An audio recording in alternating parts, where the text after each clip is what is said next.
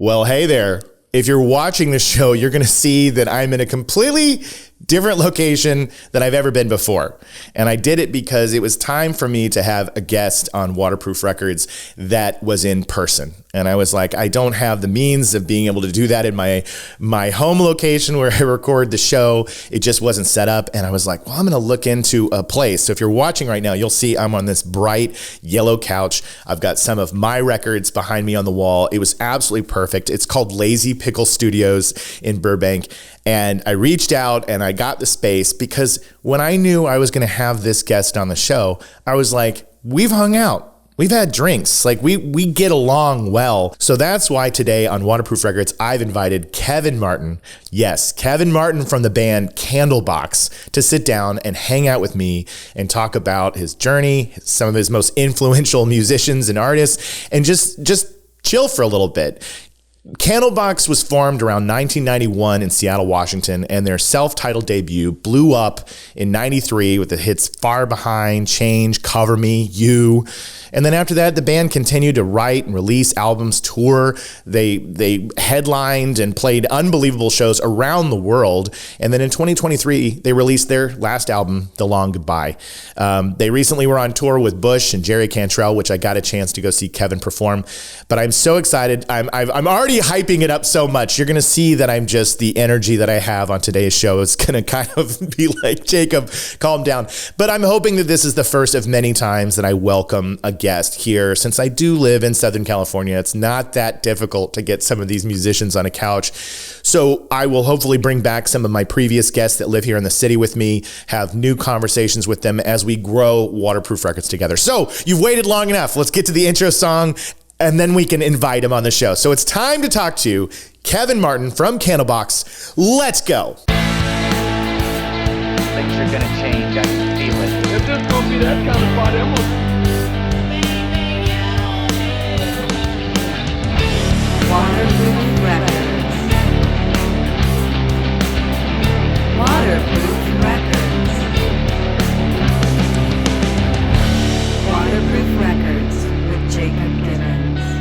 Okay, before we get to the interview, you know I got to tell you about DistroKid. DistroKid is my sponsor and can give you 30% off your first year. So make sure you go to distrokid.com/VIP/waterproof. 30% off. I know you're trying to release your hit song to the world. How about you save 30% before you upload it and it ends up streaming everywhere? That would be a good deal, right? So you got to make sure you use that.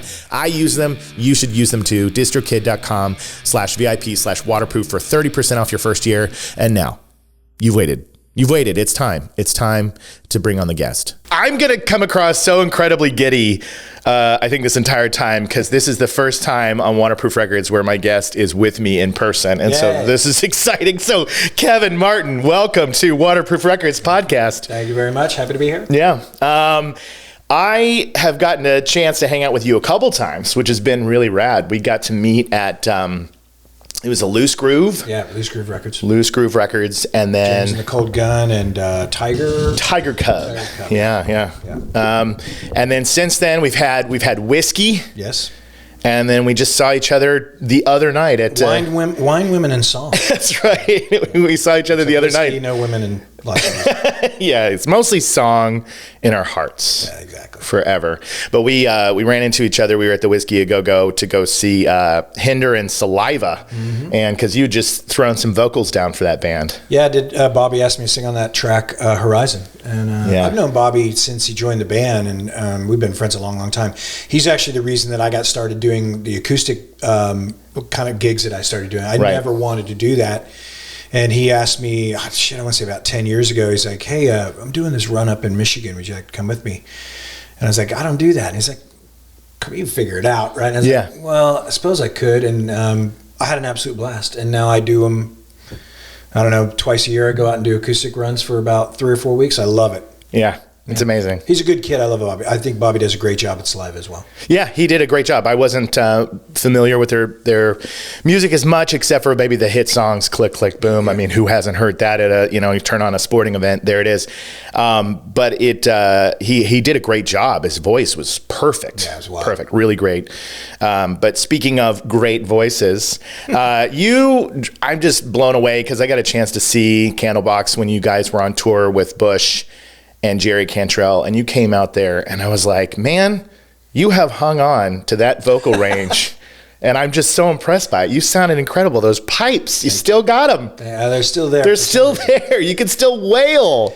Yeah, it's I treat it like it owes me money, and that's probably why it does what it does. But I started singing. I think I was second grade. I started in choir, and I continued through my senior year of school because that's where a lot of the cute girls were, was in choir class. Of course. And my mom was a singer. My dad was a jazz musician. My older sister got me into punk rock. My older brother Dennis got me into progressive rock, Rush. My brother Brian got me into kind of the new wave scene. So I've always been influenced by a lot of different music, but I think my main influences were my parents, my mom and my dad, because I would come home. That's cool. My mom would be singing all the time. Yeah. And so I started singing in choir, and it's really, I think, kind of why my voice is able to survive all these years of me, beating it up. Mm-hmm. But I also drink a lot of whiskey on stage too. So does that help? Oh yeah, man. It's good news for me. Definitely a lubricant. Yeah, no ice, just a nice, just straight whiskey. Yeah, that's amazing. And you get so sweaty on stage, you do it anyway. So I don't get drunk when I drink. I'll drink like a whole pint glass of it, which is not a good thing to say. But, on this show, it is. My audience is a big supporter of that. But I was going to say, so you grew up in a musical household, which was absolutely one of my questions, which I think is so cool. I also, there was tons of music in my house growing up as a kid, and I went in choir because, cute girls, that's what you do, you sing. Yep. And then you talked a lot about the influence of your siblings introducing you to bands, and that can be so essential growing up, where you are. You were born in Elgin, Illinois. Yep, Elgin, Illinois. Yeah. Elgin, Illinois, and then there was a jump on over to Texas for a short stint. Well, yeah, the funny thing is I lived in 9 cities before I even moved to San Antonio. Jesus. My dad was a sales manager for a bearing company, and then he went to work for Kerry Salt, which is a Midwest salt brand. Yeah. And they moved him to different regions all through the Midwest. So by the time I got to San Antonio, I knew how to, introduce myself to new people. And San Antonio was so influential on me. It's really strange because I moved there when I was 12. I left when I was 14, but in those 2 years, it formed every ounce of my being as a musician and as a singer. That's fascinating. Yeah. I think it was so formative for me. There was so much going on. The punk scene was amazing. I had this best friend who I still am very best friends with. She's actually a teacher at our old high school, Reagan. She used to take me to concerts all the time. My first concert was Black Flag, Dead Kennedys, and the Butthole Surfers. That's awesome. Yeah, when I was 12. That's amazing. Butthole Surfers were part of my first concert ever as well. Oh, wow, that's amazing. Yeah. And they had just released their first record when I saw them. So, yeah. I was able to kind of learn at a very young age what I wanted to do. Yeah. I wanted to be a drummer. That's how I started out. Mm-hmm. And of course, watching Black Flag and Dead Kennedys, 2 of the best drummers in the world at that point in 1980, 84 and 83. Yeah. For me, I was like, oh, that's great. And then I found myself watching Jello and Henry. Yeah. And being like, maybe I could do that as well. But then I was like, no, those drums. So when I started singing for Candlebox, I got stuck with this job. Well, I think there's a rhythmic sensibility to your vocal style. Yes, very much so. Absolutely. You have a bluesy rock style, but there is a syncopation in the way that you deliver things. Yeah. Absolutely. So it's in there. Drums, yeah. I'm so blown away that you would say that San Antonio was that influential because one, I didn't know that had such a great music scene at the time, because your next city that you moved to obviously would be like the default answer that everybody would be like, well, clearly he's influenced by there. But you can see why it's different because the next city you end up in is Seattle when you're 15. Is that correct? Just about to turn 15. About to turn 15. Yeah, so you really lay the foundation in San Antonio with all those scenes, and then you move up in probably the most exciting time in history of music for Seattle, Washington. Yeah, it was pretty crazy. I mean, 1984 was it was mayhem. You know, I landed in this city in January, and it was pissing down rain, and I had a skateboard in my hand. I'm like, well, I'm not going to be doing this. Yeah. So what am I going to do now? But the interesting thing was the punk scene in Seattle was way different than the punk scene. So I think that West Coast influence of, you know, the Germs and Dead Kennedys, that sort of thing, had made its way into kind of the vein of what Seattle was doing on the heavier side of punk rock. So Sure. you had, you know, the U-Men and whatnot, which were, you know, incredibly talented. But then you had the Posies, you had Cat Butt, you had all these kinds of really interesting punk bands that weren't playing the kind of punk I was listening to. They Right. weren't. They didn't sound like Black Flag. They sounded more like the Dead Kennedys meets like Minor Threat or something. So it was this kind of East Coast West Coast influence up there, which I thought was interesting. And then the following year, it was Alice in Chains, Screaming Trees, Soundgarden, the heaviest of the heavies, and that's when I was like, oh, there's a real movement here that is it's spectacular, and you could just feel it in the city. No, it didn't matter what age you were. You knew there was something going on. Yeah. Every night there was a great show. Yeah. Every night. I can't even imagine. And one of the things I learned while preparing for this interview is you worked in a shoe store with Susan Silver. Yep. And legendary manager to, you know, Alice in Chains, Soundgarden, Screaming Trees. Susan Silver, big, huge part of the scene up there. You're working in a shoe store, and this is where you're getting a chance to meet a lot of these amazing musicians in the area. Yeah. Andrew Wood from Malfunction, Yep. forming some friendships at a very young age with these guys. Yeah, it was interesting because I'm a 16-year-old kid, 17. Actually, was turned 17, and they'd come in to get the flyers. And Seattle was the city where every telephone pole was tagged with whatever concert was happening that week, that night, whatever.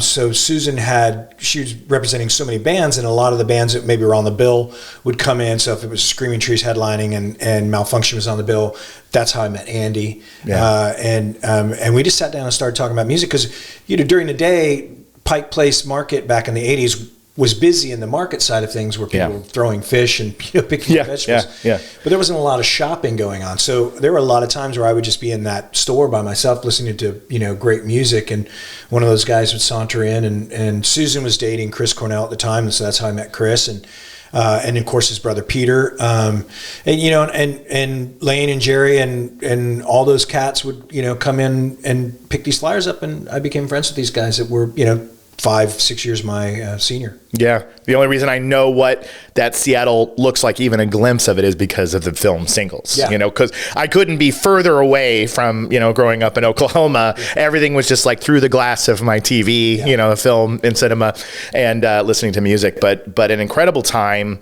And I want to talk a little bit more about the journey of Candlebox and just the other music that you've been involved in. But I'd like to get to where it began musically, because whenever I ask my guests what their waterproof records are, I love to hear whether it's one or two or many. And I was curious as to, let's start with one of your choices for your waterproof record. Let's start with one. Tell me one, and then we'll go into it a little bit. The Cure Faith. The Cure Faith. This one surprised me because it's such an atmospheric, dark, moody album. And I was like, really? But then I could picture you as a kid. Yeah.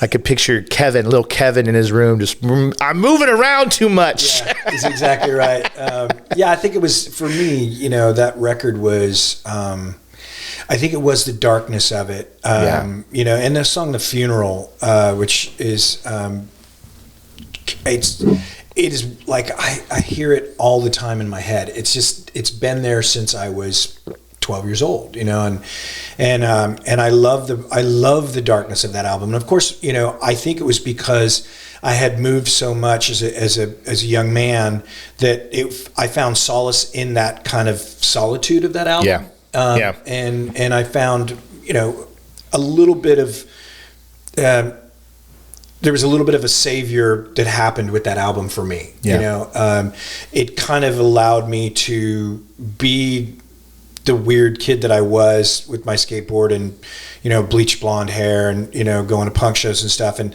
not having anybody address me as like the weirdo or the nerd, because that record just made me think, it doesn't matter what anybody says. Yeah. These lyrics speak to me, and I know who I am. Yeah, I that's as soon as I learned a little bit more about you being, born here, moving here, that's something we share in common, that I was lifted up in the middle of high school and had to start over again right around that same age, right around that 15 years old.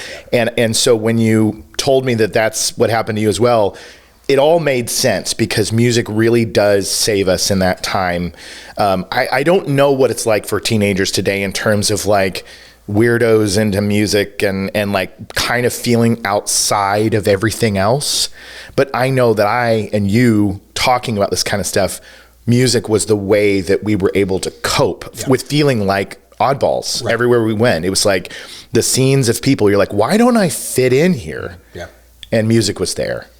Yeah. Faith is such a cool album. I remember my brother is like a diehard Cure. Like the way I am about the Pumpkins, he is that way about the Cure. Yeah. And I remember him geeking out and going, oh, this cassette, Faith. On the other side is a song called Carnage Visors, and it's 30 minutes long. And we would just sit there and geek out over this fact that this band had put out a single song that was half an hour long.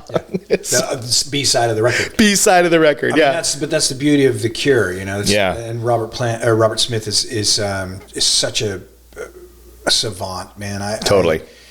I when he did that song with Blink-182, I was like, I'm so jealous, man. Like, I was like, that's so. I'm jealous of Blink, cool. because I want to work with Robert Smith. Yeah, I mean, I was just like, fuck, of course they get to fucking do the song with Robert Smith, and I think that's again, I don't think kids today get called weird for the music they listen to, because everybody's listening to everything because of the accessibility of music. Yes, that's true. That's true. When we were in high school, or when I was in high school, and I'm assuming I'm about 10 years older than you. Good guess. You had the Heads, you had the New Wavers, you had the Punks, and then you had the country knuckleheads or whatever, whatever we called them. I had those as well. Yeah. Yes. And now you don't have any of that. No. And which I think is great. My son listens to so much different music, and all his friends do, and I really admire that, because it doesn't. There's not that separation of personality anymore. It's all encompassing. I think that's great. And did any aspect of Faith inspire you to start writing music, or not yet? Not yet. Okay. And that's because you're still pretty young when this album comes out. The other one, the second album that you named, was The Cult Love. Now this is getting into that adolescence, that ground foundation, because it's 85. And so here's a time you're in Seattle at this point. Yep.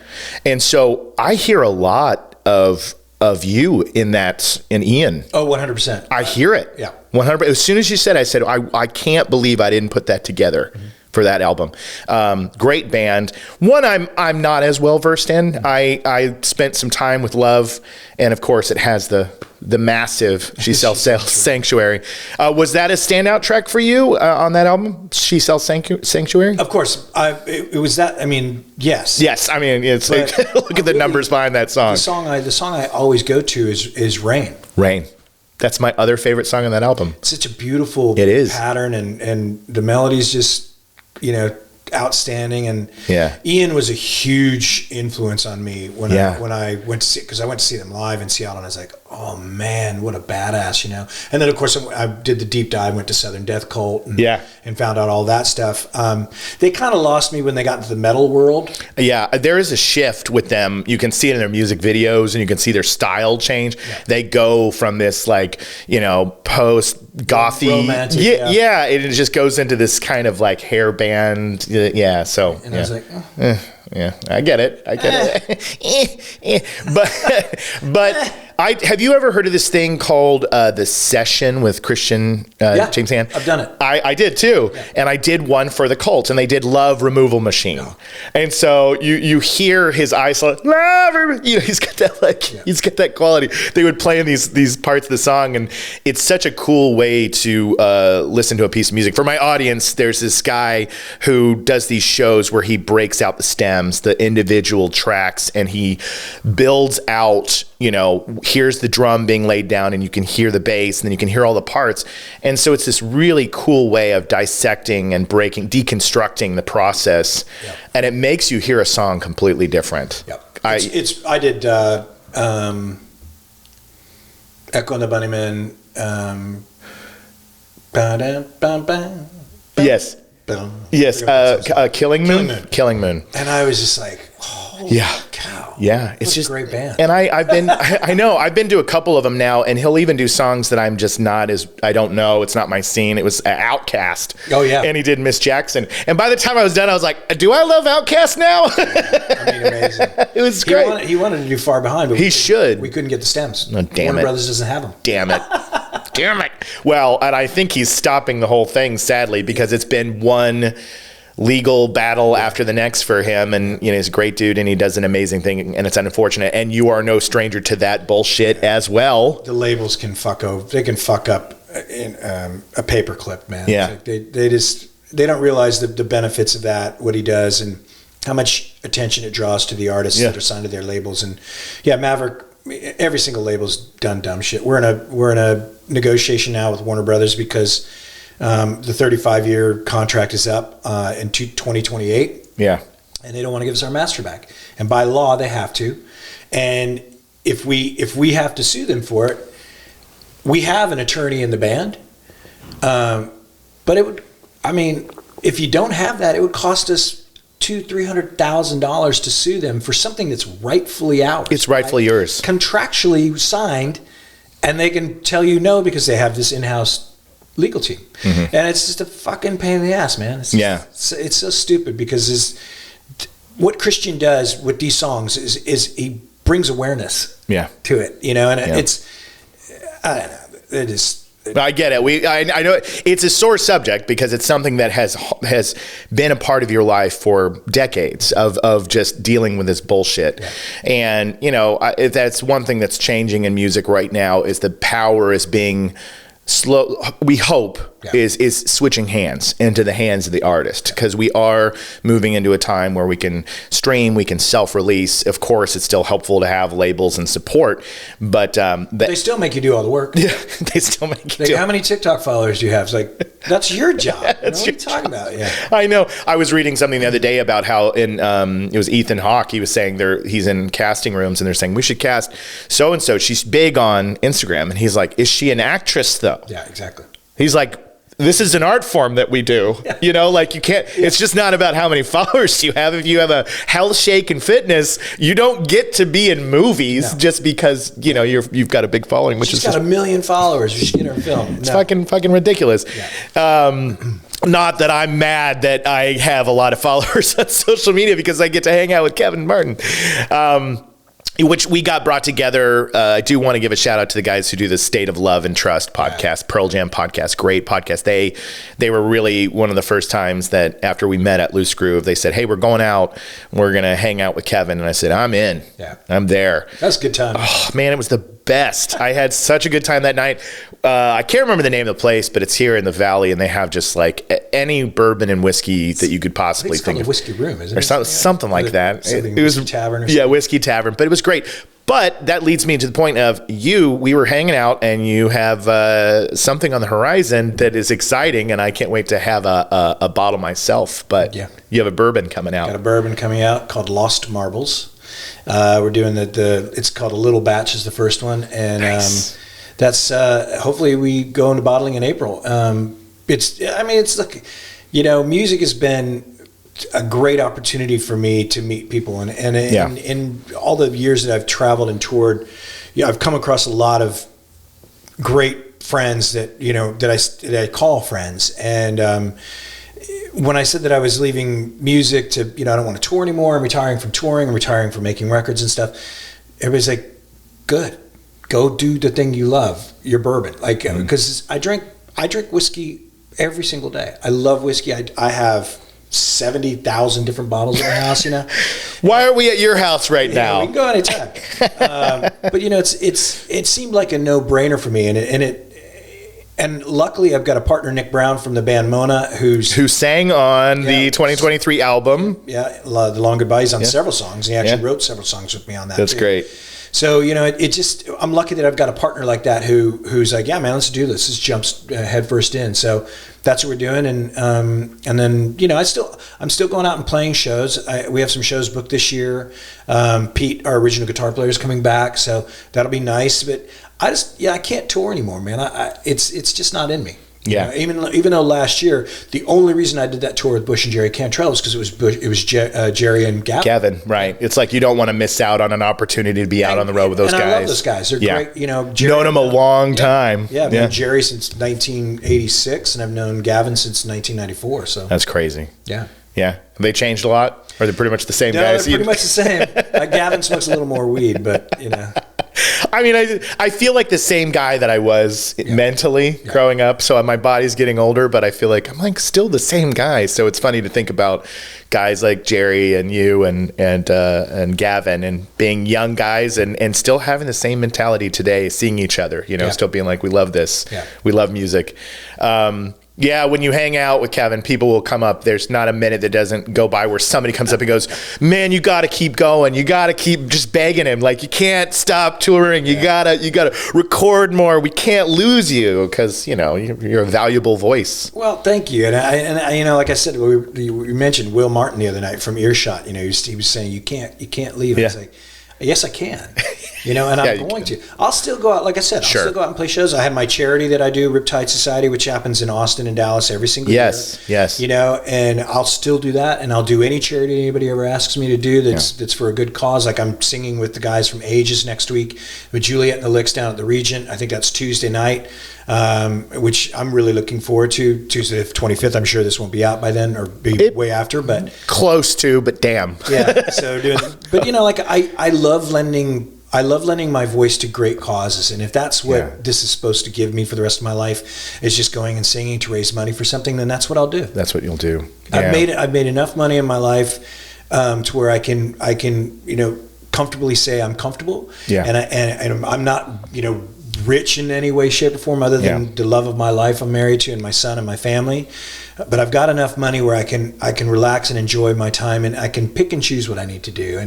And I'm so grateful for that. You know, I think the thing that I'm going to miss most is the fans, playing for the fans. You know, well, they'll always be there for you. I hope so. Yeah. But I was going to say, so let's actually go back. I got so excited to talk about all these other things, but I was going to say, going back to the Cult, going back to that album, did that then inspire the songwriter within? Yeah. This is it. Yeah. This is the point. Yeah. So by my definition, yes, that's the waterproof record, because there's something about it, a switch went off in your brain, something changed fundamentally. And so you were like, I gotta get into music. Yeah. And so did you get a guitar? Did you just start songwriting in your head, or? Well, I had been playing drums previous. So I'd started playing drums when I was 10, and that's why when I would go and see concerts, I would just focus on what the drummer was doing. Yeah. And Topper Headon from The Clash is like my favorite drummer of all time. Awesome. So when I started playing drums, I would play a lot to The Clash. Great. And then when I saw the Cult Love, when I went to see that concert, that's when I really started focusing on my abilities as a drummer. Things that I wanted to do that I was picking up from, I think his name was Jamie. That was the bass player.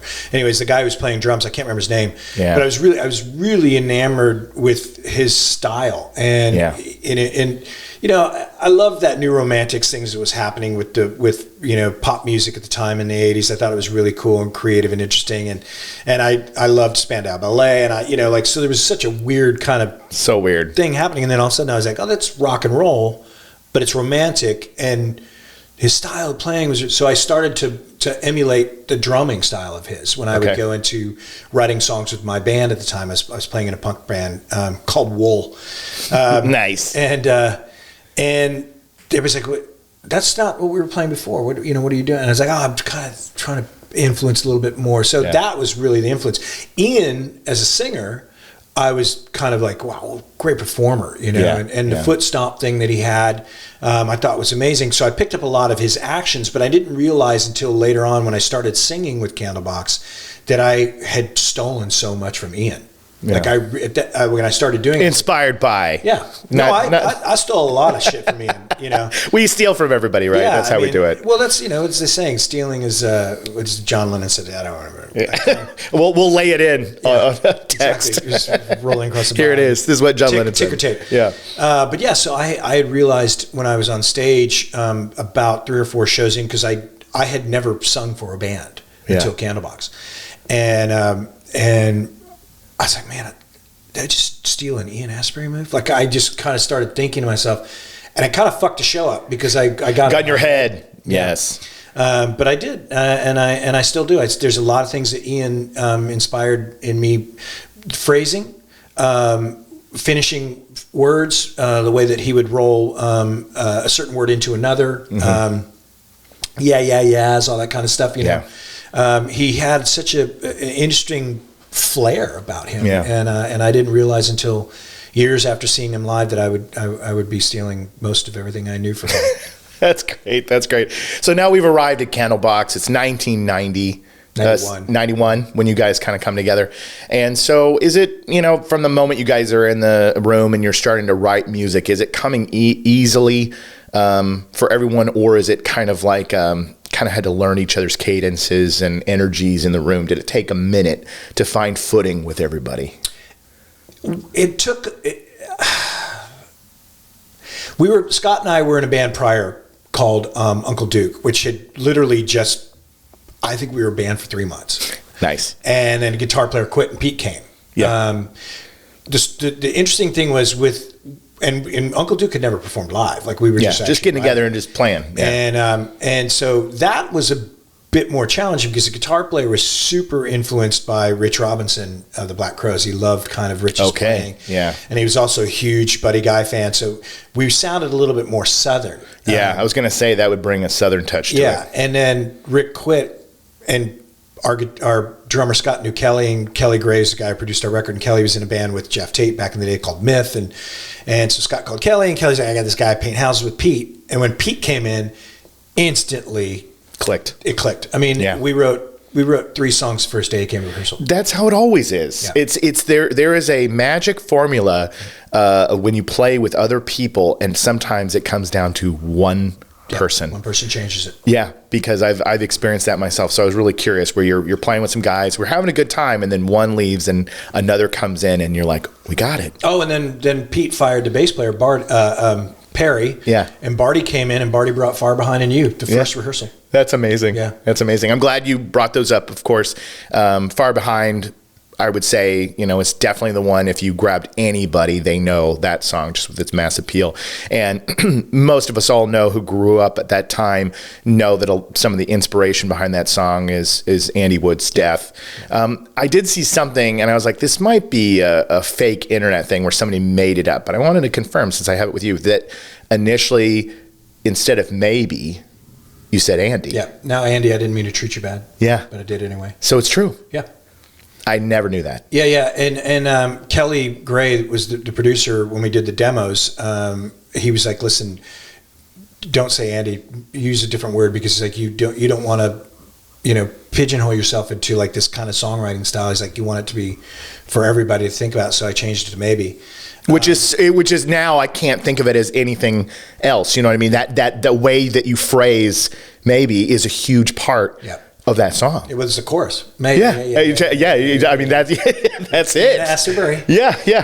There's Ian. There he is, popping in there. That's amazing. That is a fact that I had never known about that lyric changeover and how simple it is. And are you glad that you switched over to Maybe? And I am. Yeah. I think that was the right call. And the nice thing about I think it was the right call. Thanks, Coach. Yeah, that's good. Like my input matters at all on this. No, that's great. Yeah. That was the right call. Yeah. Just saying. Yeah, it's I think that the beauty of what happened is all these years later, I was able to go and do these acoustic shows and tell the stories behind the songs. Yeah. And so when I finally told the story about Far Behind, everybody's like, wait, what? What? Yeah. And it's also, the lyrics are written from the perspective of heroin. Right. Wow. So it's not me as his friend. Right. It's like, I'm a drug, you chose me, I kill people. If you want to go down this road, you may not survive this. And that's what the lyric content's about. Holy shit. Yeah. Wow. Well, that will definitely impact the way that it's not a love song. It's not a love song. And I watched some of your acoustic performances, and I think somebody had asked you, like, do you ever get tired of it? And you said, no. never get tired of performing this song. And then that's huge. Well, I think that if any artist would tell you the connectivity you have to the music you write, if you write it and it means something to you, you will never tire of it. Right. Because everything that I learned from the age of 2 till, I wrote that song when I was 21 when I wrote it. I mean, it's everything in my life led up to that point. And I had heartbreak, and I had lost friends in high school, and one of my dearest friends in San Antonio hung himself when he was a sophomore, and all this kind of shit. So I was able to use all of that pain and heartbreak that I had, and also the beauty of life, and put it into a song that continues to pay my rent. And that's like, I'll never tire of that, ever. That's beautiful. Yeah, I'll never tire of it. And there's only 1 or 2 Candlebox songs I'm like, I don't want to sing that, and that's mainly just because I think that they're just a little bit overindulgent, But. Yeah, and that's the tough part of when you're in a community of other musicians, right? It's like you can get a sense that somebody else in the band is like, yeah, and you're sort of like, I'm kind of doing this for you. Kind of going through with this because you love it so much, and I love you. How about you sing on this? Yeah, right. I love it. But in the times that we've hung out, it must have been such an incredibly exciting time. 93, the self-titled debut drops. Your videos are on MTV. You're touring. You're meeting so many people that you love, and now they love your shit as well, which is amazing. But when we hung out a couple times, you had some cool stories or fun anecdotes about times with Henry Rollins, and I was like, would you share one of those on the podcast? You're like, I don't think I've ever told those stories before, so would you indulge me on a Henry Rollins story? Absolutely. Yeah, Henry was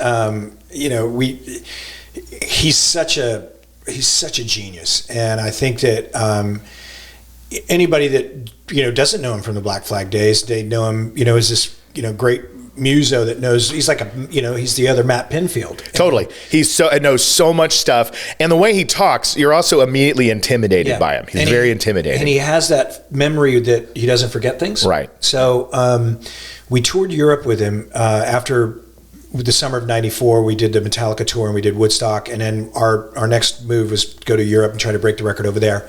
So we went to open for the Rollins band, which I was ecstatic about. My band was like, what? Barty, my bass player, was like, yeah, this is awesome. Hell yeah. Scott, I think, was excited because Henry's drummer was such a monster drummer, and Scott, being a Steve Gadd fan and all this stuff.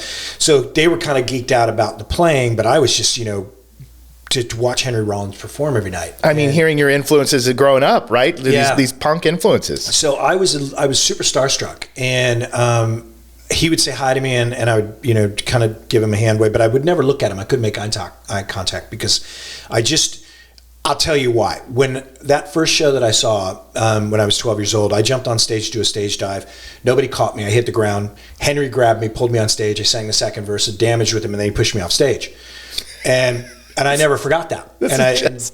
So I'm on tour with this guy, and I'm 12 years old the whole time, even though I've sold millions of records at this point. Yeah. I'm this 12-year-old kid hanging out with this guy that changed my life, and I didn't even realize I wanted to be a singer then. And so the last show, we're in Hamburg, and he comes in our dressing room, and he's like, "What's your problem?" And I'm like, "I'm sorry," and he goes, "Look at me when I'm talking to you." And I'm like, Henry Rollins. He's like, "You haven't said one word to me. You come out here and you tell these stories on stage, and we don't, And I was like, "I'll tell you a story." And I tell him a story, and he's like, "That was you?" I was like, "Yeah." He goes, "You're that kid." And I go, "That was me." And I go, "And cannot believe that I'm here, right? And you are the only reason I'm doing this. Like, you changed my life. You were my first concert, and you made me want to be this musician for some reason. And here I am, and I'm on tour with you." And he was like, "That's cool." Now he'll tell the story a little bit differently. Okay. Because there was a point where we were in I think it was Holland. We were in Amsterdam, and the crowd just was not having it with us. And Henry has that there is a skinhead crowd that follows him that doesn't realize that Yeah. he's straight edge and he doesn't believe in Nazis at all. Right. But they love him because they think that he's this, skinhead Nazi from Black Flag. Right. So the crowd was not having it with us. And I was like, hey, we're just a couple kids from Seattle that sold 3 million records in America, but, don't pay any attention to us. Right. That's the story he tells. Because he thought that I was a spoiled, rotten kid, not realizing that I was just being, a smart ass on stage trying to get something out of the crowd. Right.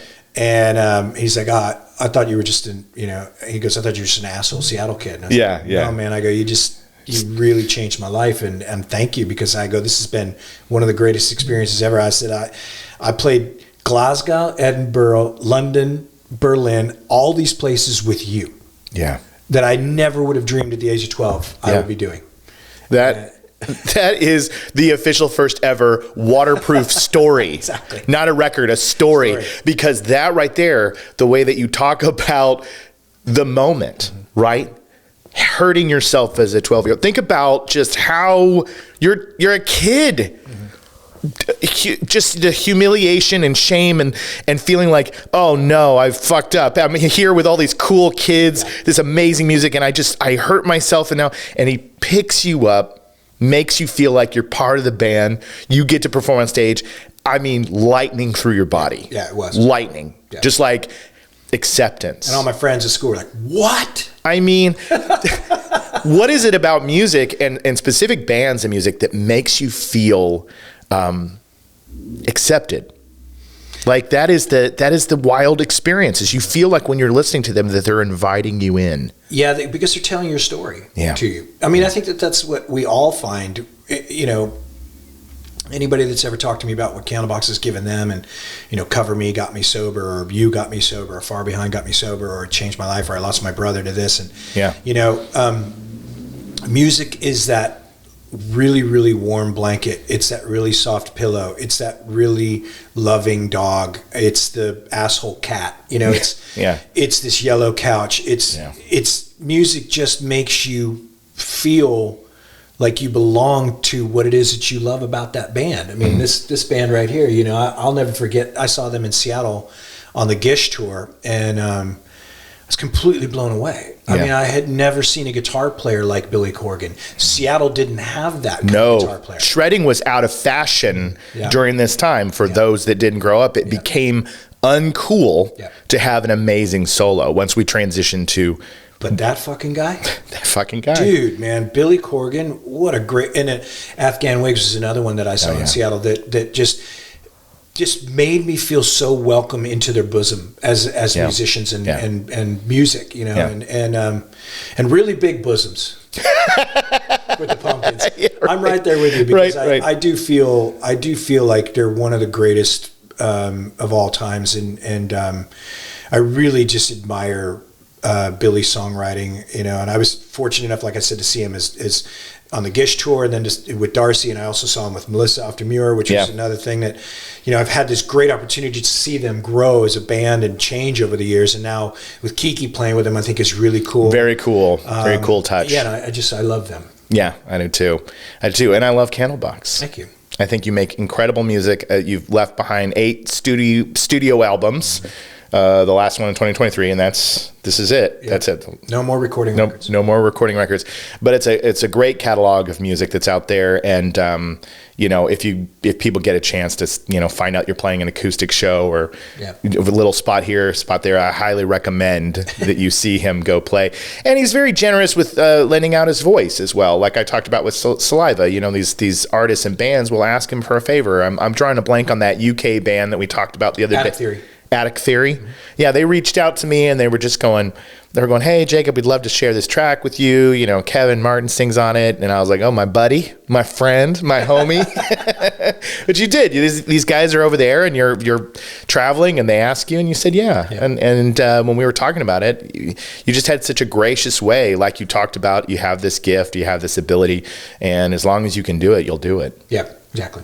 It's amazing. This has been just it just feels like we're hanging out normally. I get to, this is what we do when we hang out. We just geek out about bands and music that we love. Yeah. Is there anything that's in the modern music scene that's kind of floating your boat, or like things that you're checking out these days that you're like, that is pretty damn good, you know, because everybody nowadays loves to say that there's no good music anymore, and I'm like, There's tons. you're not paying attention, you know. Yeah, there's tons, man. I like so much different music. Like, well, the night we met, James of the Cold Gun, great band, one of my favorite bands, and I think that the punk scene that's coming out of the UK right now is really cool. It is, and there's also this great kind of post-grunge movement coming out of the UK, which is great. A band called October Drift, which I absolutely love. Yeah. You're the first one to tell me about it. And they self-produce. Nice. And it's. I mean, I kind of wish that they would go to a Eric Valentine, because I'd love to hear what he would do with them as a producer. But I do love every record they release. Baby Queen, I don't know if you've heard of her. She's a pop star. No. Yeah, she's like a British pop star. I love what she does. And then, of course, War on Drugs, Tame Impala, Billie Eilish. Great. There's just, I think that the female rock scene right now is so good. Yes. It's so good, man. Like, I have some records that, I mean, I just am blown away with what they're producing as artists. Boy Genius.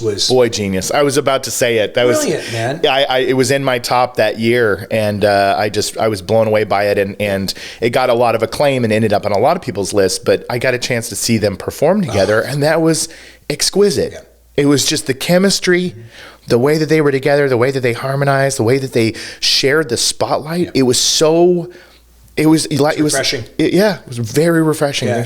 And Sharon Van Etten, Yeah. Oh, yes. Sharon Van Etten. She's got a new record coming out. Man, I'll take a gummy and I'll put on my headphones and just lose myself with her for 2 hours. I think she's excellent. Just brilliant. Man. Yeah. So I think that's, God, man. There's, Maren Morris. I mean, there's so much great music coming out from the female artists today, and I admire the shit out of them. I think it's about time. Yeah. Because the guys, we talk shit for the past 50 years and 60 years in rock and roll. Mm-hmm. It's time for the ladies to say, sit down and listen for a minute. Yeah, absolutely. And my previous guest, Shauna Potter from War on Women. Oh yeah. She was on the show, and we talked about how the 90s had this great eruption of female, fronted rock bands, but a lot of them were silenced or pushed away, or that, you're too loud, you're too messy, you're too uncouth.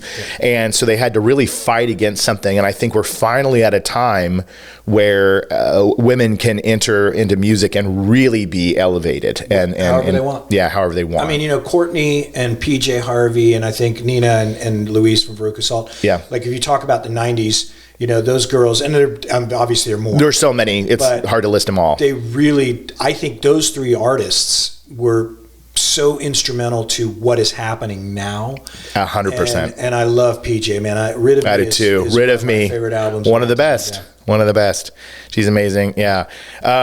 Man, I have just loved every minute of having you come on the show. I mean, I wish I could make it go all day long, but I'd much rather go to your house and drink whiskey instead. We'll do that anytime. So Kevin Martin, Candlebox, if you don't know, what are you doing? You got to go check. You've definitely heard Far Behind and Change and Cover Me and, so many more songs. They have amazing hits.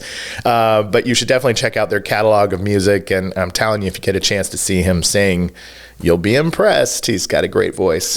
He's got a great voice. And then you'll have to go listen to Cult and be like, there's Ian. There he is in his vocal style. I love it. I met him when he was doing the New Bohemians, I think it was called, or something. And he wasn't sober. And I was like, man, he goes, do you know how many times I've fucking heard that? I'm like, I'm just giving you props, bro. So never meet your heroes, they say. Yes, there are many musicians that I love and adore that I am, of course, very intimidated to meet, because you hear the stories about how they interact with their fans, and it's unfortunate. But as this show grows and as my role here in social media grows, I am happy to say that I get to meet great people like Kevin, who's become a friend and somebody that we literally, plan times to try to get together and hang out, and that's the coolest part of my life right now is that I just get to hang out with people that I find inspiring and have really given so much to the world that has helped people get through. And that's what I'm trying to do, right? You know, I'm just trying to bring a little joy in this dark place. Bring them a smile, make them laugh. So thanks again for coming on to Waterproof Records, Kevin. I really appreciate it. It's been a pleasure. Thank you. Thanks, Jacob. I mean, pinch me. It's just, what? What? You know what I mean? Like, these moments happen, and I'm just so grateful every day, and I hope you know how grateful I am for you, my audience that supports this show, that comments on my social media, that shares my videos, and writes me amazing messages and says, thank you so much for bringing a smile to my face. Well, you bring a smile to my face, and we're continuing to grow an awesome community of passionate music lovers, and I was so grateful that Kevin Martin from Candlebox came in here today, and that was just absolutely the coolest experience to sit with him, and I can't wait to have many more artists in this space. And maybe next time I'll have like multiple people. Like, we could, I mean, the sky's the limit at this point in time. I could have 23 members. No, I'm just kidding. I won't invite the Polyphonic Spree in here. What's another really sizable band? Arcade Fire. That would be a lot of members coming in for that.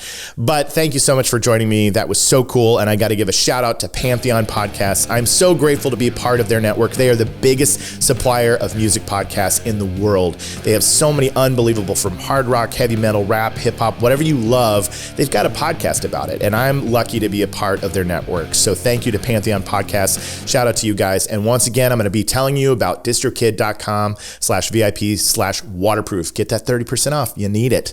So thanks again. Make sure you're subscribed. Make sure you're sharing. Make sure you're letting everybody know that Waterproof Records is the coolest music podcast out there. And a huge shout out to Lazy Pickle Studios for what I hope to be a great relationship as I film in your studio. So thanks so much for joining me. I've been your host, Jacob Givens at Waterproof Records, and I'll see you next time. Things are gonna change. I can feel it. If this gonna be that kind of party, I'm gonna